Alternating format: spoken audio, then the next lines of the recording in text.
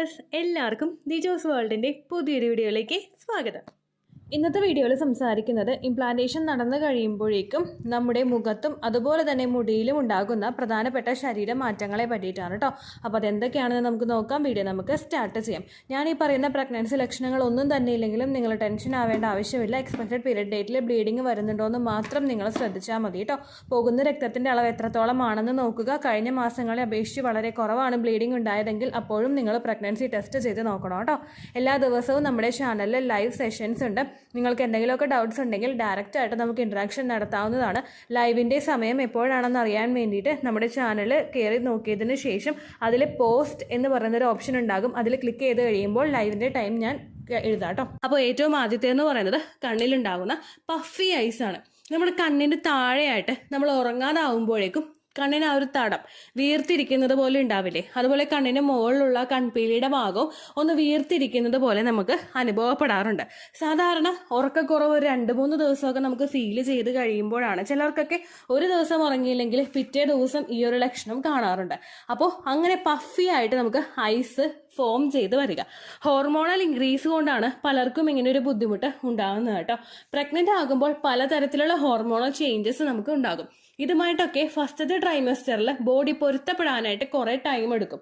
ഈ ടൈം എടുക്കുമ്പോഴേക്കും ഒരുപാട് റിയാക്ഷൻസ് ഈ ഹോർമോൺ ചേഞ്ചസ് കൊണ്ട് നിങ്ങൾക്ക് ശരീരത്തിൽ കാണാനായിട്ട് സാധിക്കും കേട്ടോ. അപ്പോൾ അതുകൊണ്ടാണ് ഇങ്ങനെയുള്ള വ്യത്യാസങ്ങൾ നിങ്ങൾക്ക് അനുഭവപ്പെടുന്നത്. രണ്ടാമതായിട്ട് വരുന്നത് ഡാർക്ക് സർക്കിൾസ് ആണ്. കണ്ണിന് താഴെയായിട്ടുള്ള പോർഷനിലും മൂക്കിന് സൈഡിലായിട്ടുള്ള ഭാഗത്തും ചുണ്ടിന് താഴെയായിട്ടുള്ള ഭാഗങ്ങളിലുമൊക്കെ നിങ്ങൾക്ക് നിറവ്യത്യാസങ്ങൾ ഉണ്ടാകും. ഇവിടെ ഡാർക്ക് സർക്കിൾസ് പലർക്കും പ്രഗ്നൻസിയുടെ സ്റ്റാർട്ടിംഗ് സ്റ്റേജിൽ ഫോം ചെയ്യാറുണ്ട്. മെലാസ്മ എന്നൊരു കണ്ടീഷൻ വെച്ചിട്ട് പലർക്കും ഇങ്ങനെ ഡാർക്ക് സർക്കിൾസ് ഉണ്ടാവാറുണ്ട്.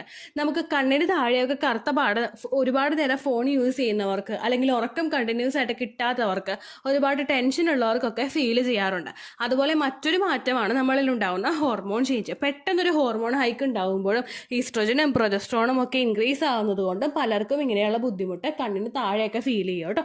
അങ്ങനെയൊക്കെ അസ്വസ്ഥതകൾ നിങ്ങൾക്ക് പെട്ടെന്ന് ഫോം ചെയ്യുന്നുണ്ടെങ്കിൽ അത് നിങ്ങൾ നല്ലതുപോലെ ശ്രദ്ധിക്കുക. ഇങ്ങനെ ഉണ്ടാകുന്ന ഡാർക്ക് സർക്കിൾസ് ഒക്കെ നിങ്ങൾക്ക് ആ ഒരു ഡെലിവറി കഴിഞ്ഞതിന് ശേഷം ഹോർമോൺസ് ഒക്കെ ഒന്ന് നോർമലായി കഴിയുമ്പോഴേക്കും മാറും കേട്ടോ.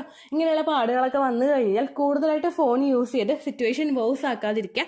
കുറച്ച് നേരം ഒന്ന് കണ്ണൊക്കെ അടച്ചു വെച്ച് ക്യൂക്കുമ്പറൊക്കെ നമ്മുടെ കണ്ണിലൊക്കെ വെച്ചിട്ട് ഒന്ന് റിലാക്സ് ആകാനായിട്ടൊക്കെ നിങ്ങൾ ശ്രദ്ധിക്കുന്നത് നല്ലതായിരിക്കും കേട്ടോ. മൂന്നാമതായിട്ടുണ്ടാകുന്നതാണ് നമ്മുടെ മുടിയാണ്. പ്രഗ്നൻസി തലമുടിയെ ബാധിക്കുമോ എന്ന് ചോദിച്ചു കഴിഞ്ഞാൽ ഉറപ്പായിട്ടും നമ്മുടെ തലമുടിയിൽ ആ ചേഞ്ചസ് നമുക്ക് തിരിച്ചറിയാനായിട്ട് സാധിക്കും. അതെങ്ങനെയൊക്കെയാണെന്ന് നമുക്ക് നോക്കാം. ഏറ്റവും ആദ്യത്തെ ഒരു കാറ്റഗറി എന്ന് പറയുന്നത് നമ്മുടെ മുടി ഒരുപാട് ഹെയർ ഗ്രോത്ത് ഉണ്ടാവുക. ഹെയർ ഗ്രോത്ത് ഉണ്ടാവാനായിട്ടുള്ള കാരണം എന്ന് പറയുന്നത് നമ്മൾ പ്രഗ്നന്റ് ആകുന്ന സമയത്തും നമ്മൾ പ്രഗ്നൻസി ട്രൈ ചെയ്യുന്ന സമയത്തും പ്രിനേറ്റൽ വിറ്റമിൻസ് ഒക്കെ എടുക്കാറുണ്ട്. പ്രഗ്നന്റ് ആകുന്ന സമയത്ത് നമ്മൾ വിറ്റമിൻ മെഡിസിൻസ് എടുക്കുന്നതും അതുപോലെ തന്നെ പ്രഗ്നൻസി ആയി കഴിയുമ്പോഴേക്കും നമ്മളുടെ ശരീരത്തിൽ ഹോർമോൺ ഇൻക്രീസ് ഉണ്ടാവാറുണ്ട്. പ്രഗ്നന്റ് ആകുമ്പോഴേക്കും സ്ത്രീ ശരീരത്തിൽ കൂടുന്ന ആൻഡ്രോജൻ ഹോർമോണും അതുപോലെ തന്നെ പ്രൊജസ്ട്രോൺ ഹോർമോണുമാണ് നിങ്ങളിൽ ഹെയർ ഗ്രോത്ത് ഉണ്ടാവുന്നതിന് പ്രധാനപ്പെട്ട ഒരു കാരണം എന്ന് പറയുന്നത്. ഹെയർ ഫോൾ ഉണ്ടാവുന്നവർക്കും അല്ലെങ്കിൽ മുടിക്ക് നീട്ടം കുറവോ ഉള്ളു കുറവോ അനുഭവപ്പെടുന്നവർക്കൊക്കെ പ്രഗ്നൻസിയുടെ ഒരു തുടക്കം മുതൽ തന്നെ ആ ഹെയർ ഫോൾ ഒന്ന് നിൽക്കാനായിട്ട് തുടങ്ങും. കാരണം ഹെയർ ഫോളിനെ കൺട്രോൾ ചെയ്യാൻ സാധിക്കുന്നതെല്ലാം നമ്മുടെ ശരീരത്തിലെ ഹോർമോൺസും ഡെവലപ്പ് ആവുന്നുണ്ട്. അതുകൊണ്ട് ഹെയർ ഫോൾ ഒന്ന് കുറയും. അതുപോലെ തന്നെ മുടി തിക്കണാവാനായിട്ട് തുടങ്ങും. മുടിക്ക് കട്ടി ഉണ്ടാകും. ഒരു ഹെൽത്തി ആയിട്ടുള്ള ഒരു ഹെയർ എങ്ങനെയാണോ ഗ്രോ ആകുന്നത് അതുപോലുള്ളൊരു വ്യത്യാസമായിരിക്കും നിങ്ങൾക്ക് അനുഭവപ്പെടുന്നത് കേട്ടോ. ഈ പ്രഗ്നൻസിയുടെ സമയത്ത് നമുക്ക് ഹെയർ ഫോൾ കൺട്രോൾ ആകുന്നുണ്ടെങ്കിലും പ്രഗ്നൻസി കഴിഞ്ഞ് നമ്മുടെ ഡെലിവറി ഒക്കെ കഴിഞ്ഞ് കഴിയുമ്പോഴേക്കും നോർമലി നമ്മൾ മുടി നല്ല രീതിക്ക് കെയർ ചെയ്തിട്ടില്ല എങ്കിൽ നോർമലി നമ്മുടെ ഹെയർ ഫോൾ അതുപോലെ തന്നെ റിപ്പീറ്റ് ആയിട്ട് വരും. കാരണം പ്രഗ്നന്റ് ആകുന്ന സമയത്ത് ഉണ്ടാകുന്ന ഹോർമോൺസ് എല്ലാം പ്രഗ്നൻസി കഴിയുമ്പോൾ തന്നെ നോർമൽ ആ ഒരു ബാക്ക് ടു നോർമലിലോട്ട് മാറും. അതുകൊണ്ട് ആ വ്യത്യാസവും നിങ്ങൾക്ക് അനുഭവപ്പെടാം കേട്ടോ. അതാണ് മുടിയിൽ സംഭവിക്കുന്ന ഏറ്റവും ആദ്യത്തെ മാറ്റം എന്ന് പറയുന്നത്. രണ്ടാമതായിട്ട് നമുക്കുണ്ടാകുന്ന മാറ്റം എന്ന് പറയുന്നത് നമ്മളിപ്പോൾ എന്താ പറയുക, വകച്ചിലിടുക എന്ന് പറയില്ലേ, നമ്മളൊരു ലൈൻ ഇട്ടിട്ടായിരിക്കും മുടി പാർട്ടീഷൻ ചെയ്തിട്ടായിരിക്കുമല്ലോ നമ്മൾ മുടി കെട്ടുന്നത് നോർമലി. അല്ലാതെ പോണിറ്റൈലായിട്ട് കെട്ടുന്നവരും ഉണ്ട്. പക്ഷെ നമ്മൾ പാർട്ടീഷൻ ചെയ്തിട്ട് മുടി കെട്ടുമ്പോഴേക്കും പ്രഗ്നന്റ് ആകുന്ന സമയത്ത് നമുക്കുണ്ടാകുന്ന ഒരു ബുദ്ധിമുട്ടാണ് ആൻഡ്രോജനറ്റിക് അലോപാഷ്യ എന്ന് പറയുന്ന ബുദ്ധിമുട്ട്. ഇവിടെ നമുക്ക് ഈ ബുദ്ധിമുട്ടുണ്ടാവുന്നത് നമ്മുടെ ലൈൻസിന് ഇൻ ബിറ്റ്വീൻ ആയിട്ട് ഹെയർ ലോസ് കൂടുതലായിട്ട് ഉണ്ടാവുക. ഹെയർ ഗ്രോത്ത് നമുക്ക് പ്രഗ്നൻസിയുടെ സ്റ്റാർട്ടിംഗ് സ്റ്റേജിൽ ഉണ്ടാവുമെങ്കിലും നമ്മുടെ ആ ലൈനിന് ചുറ്റുമായിട്ട് നമുക്ക് ആ മുടി കൊഴിയുന്നത് ഫീൽ ചെയ്യുക. ചിലപ്പോൾ മുടി കൊഴിച്ചിൽ നിങ്ങൾക്ക് എക്സാക്റ്റ് ആയിട്ട് ഫീൽ ചെയ്യുന്നില്ലെങ്കിലും ആ ലൈൻസിനിടയ്ക്ക് ആ ഒരു ഗ്യാപ്പ് നല്ലതുപോലെ വരുന്നത് നമുക്ക് ഫീൽ ചെയ്യും. എൻ്റെ പ്രഗ്നൻസി സമയത്ത് ഞാൻ ഏറ്റവും കൂടുതൽ ഫേസ് ചെയ്തൊരു ബുദ്ധിമുട്ടായിരുന്നു ഇത്. കാരണം വകച്ചിലിടുമ്പോഴേക്കും നമ്മുടെ തലയോട്ടി കാണാമെന്നാണ് ഇവിടെ എല്ലാവരും പറയുന്നത്.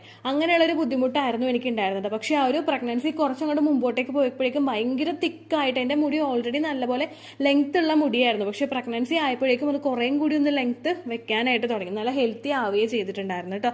അപ്പോൾ ഈ ഒരു ബുദ്ധിമുട്ടും നിങ്ങൾക്ക് ആ സൈഡ് പാർട്ടീഷൻ ചെയ്യുന്ന സമയത്ത് ഫീൽ ചെയ്യാനായിട്ട് സാധിക്കും.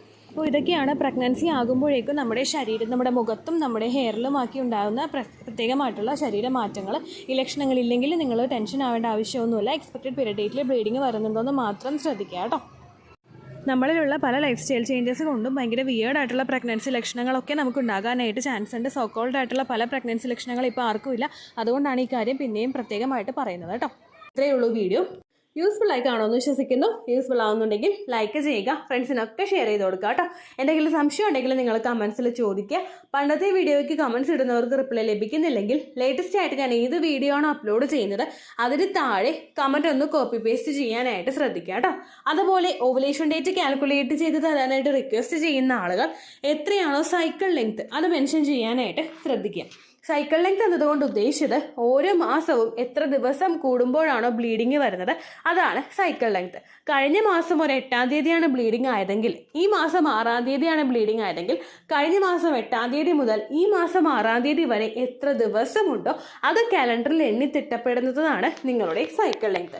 സൈക്കിൾ ലെങ്ത് നമ്മൾ കൃത്യമായിട്ട് കാൽക്കുലേറ്റ് ചെയ്യുകയാണെങ്കിൽ ഓവുലേഷൻ ഡേറ്റ് എളുപ്പത്തിൽ കണ്ടുപിടിക്കാൻ വേണ്ടിയിട്ട് ഒരുപാട് ആപ്ലിക്കേഷൻസും ഒരുപാട് ഓൺലൈൻ ആയിട്ടുള്ള വെബ്സൈറ്റുകളും ഇന്ന് നമുക്ക് അവൈലബിൾ ആണ്. പ്ലേ സ്റ്റോറിൽ പോയിട്ട് ഓൺലൈൻ ഓവുലേഷൻ ട്രാക്കർ എന്ന് ടൈപ്പ് ചെയ്ത് കഴിഞ്ഞാൽ നിങ്ങൾക്ക് അതുമായിട്ട് ബന്ധപ്പെട്ടിട്ടുള്ള ആപ്ലിക്കേഷൻസ് കിട്ടും. അത് പറ്റുന്നില്ല എങ്കിൽ ഗൂഗിളിൽ പോയിട്ട് ഓൺലൈൻ ഓവുലേഷൻ കാൽക്കുലേറ്റർ എന്ന് ടൈപ്പ് ചെയ്ത് കഴിഞ്ഞാൽ അതുമായിട്ട് ബന്ധപ്പെട്ടിട്ടുള്ള വെബ്സൈറ്റുകൾ നിങ്ങൾക്ക് കിട്ടും. അതിൽ നിങ്ങളുടെ ലാസ്റ്റ് മന്തിലെ മെൻസ്ട്രേഷൻ്റെ ഡേറ്റും ഒപ്പം ഞാൻ ഈ പറഞ്ഞ രീതിക്ക് നിങ്ങൾ കാൽക്കുലേറ്റ് ചെയ്യുന്ന സൈക്കിൾ ലെങ്ത്തും എൻ്റർ ചെയ്ത് കൊടുക്കുകയാണെങ്കിൽ നിങ്ങൾക്ക് കൃത്യമായിട്ട് ഓവുലേഷൻ ഡേറ്റ് കണ്ടുപിടിക്കാനായിട്ട് സാധിക്കും. ഫെർട്ടൈൽ ടൈം പീരീഡും നിങ്ങൾക്ക് കിട്ടും. അതായത് എത്ര ദിവസം മുതൽ കോൺടാക്ട് ചെയ്ത് തുടങ്ങിക്കഴിഞ്ഞാൽ നിങ്ങൾ പ്രഗ്നൻ്റ് ആകും എന്നുള്ളൊരു ഡേറ്റും നിങ്ങൾക്ക് പ്രോപ്പറായിട്ട് കിട്ടും കേട്ടോ. ഇത് കാൽക്കുലേറ്റ് ചെയ്യുന്ന സമയത്ത് സൈക്കിൾ ലെങ്ത് കാൽക്കുലേറ്റ് ചെയ്യുന്ന സമയത്ത് നിങ്ങളുടെ ആ ഒരു കലണ്ടറിൽ നോക്കി തന്നെ നിങ്ങൾ കാൽക്കുലേറ്റ് ചെയ്യുക. പല മാസങ്ങളിലും 30-31 ദിവസമുണ്ട്. അതുകൊണ്ടാണ് അങ്ങനെ പറഞ്ഞത്. ഒപ്പം നിങ്ങൾക്ക് ബ്ലീഡിങ് തുടങ്ങിയ ദിവസത്തിന് വേണം നിങ്ങൾ ഡേ 1 ആയിട്ട് എടുക്കാൻ വേണ്ടിയിട്ട്. സ്പോട്ടിങ് തുടങ്ങിയ ദിവസത്തിനെ, അതായത് ചെറുതായിട്ട് ഡിസ്ചാർജ് പോയി തുടങ്ങിയ ദിവസത്തിനെ നിങ്ങൾ കൺസിഡർ ചെയ്യേണ്ട ആവശ്യം ഇല്ല കേട്ടോ. അപ്പോൾ ഇത്രയേ ഉള്ളൂ വീഡിയോ. അടുത്തൊരു വീഡിയോ ആയിട്ട് നമുക്ക് വീണ്ടും കാണാം. ബൈ.